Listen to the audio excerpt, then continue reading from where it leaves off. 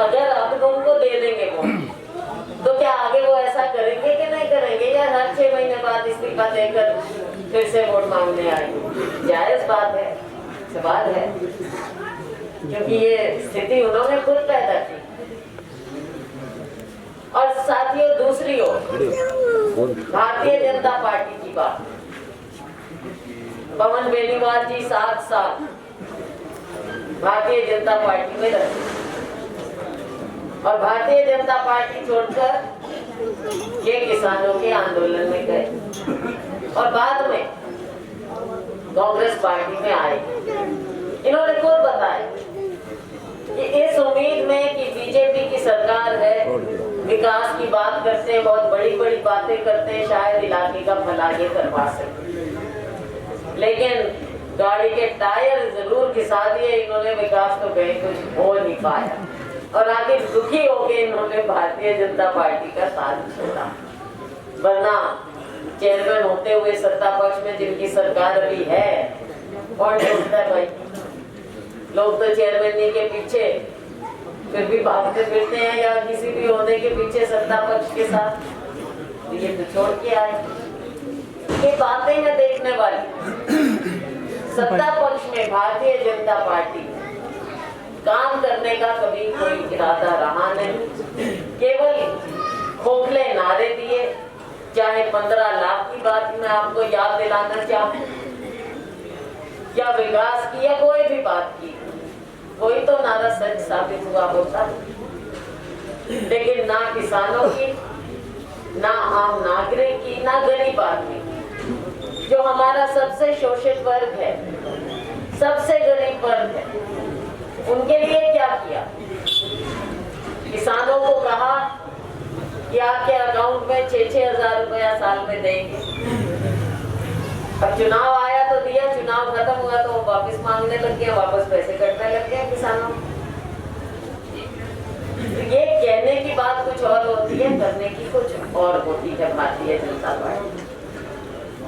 और साथियों, अब तो ये हाल है कि उनके नुमाइंदे जो थे वो उन्हें छोड़ गए, हमारी पार्टी में आ गए। उनके पास कोई कैंडिडेट नहीं, कैंडिडेट है नहीं। एक और पार्टी, ऐसी ही पार्टी, 1-2 सदस्यों वाली, उनमें से उधार ले आए। अब वो उधार में रहेंगे किस पार्टी में, क्या, ये किसी के कुछ समझ ही नहीं आ रहा। पीछे हम गए थे गांव में, तो वहां पर देखा कि लाइन लगी हुई है पुलिस की गाड़ियों की। तो हमने सोचा कि पता नहीं शायद पुलिस फ्लैग मार्च कर रही है या क्या हो रहा है, यहाँ पे गश्त लगा रही है पुलिस, कोई संवेदनशील मामला हुआ होगा। तो पता चला कि कैंडिडेट है बीजेपी, वो इतनी पुलिस लेकर घूम रहे हैं। अब लोग तो है नहीं, पुलिस को ही भाषण दे देते होंगे, वही सुन लेते होंगे भाई। तो साथियों, भारतीय जनता पार्टी असलियत सामने है। यहाँ पर मेरे किसान भाई भी हैं, हमारा गरीब वर्ग भी है। मैं पूछना चाहूंगी एक सवाल और अपनी बात खत्म करूंगी। केवल एक सवाल है मेरा कि कांग्रेस पार्टी के समय में हमने गरीबों के प्लॉट भी दिए, मकान बनाने के लिए इंदिरा आवास योजना थी, मकान भी बने, गरीबों के, हमारे गरीबी रेखा वाले राशन कार्ड भी हम देते थे, बनते थे कांग्रेस के समय। 7 साल से भारतीय जनता पार्टी की सरकार, बकरियां वाले गांव के हमारे साथी बता दें, लालू राम जी, आप तो हमारे बहुत पुराने साथी, बहुत पुराने। आप बताओ, बकरियां वाले गांव में जो राशन कार्ड थे गरीबी रेखा वाले, कोई एक भी नया बनाया है या 7 साल में? काट दिया होगा, नया तो एक भी बनाया। साथियों, आप सोच सकते हो, महंगाई आसमान को छू रही है, गरीबी वाले कार्ड बन नहीं रहे, तो क्या भला करेंगे? आने वाली 30 तारीख को आप विपक्ष को मजबूत करो।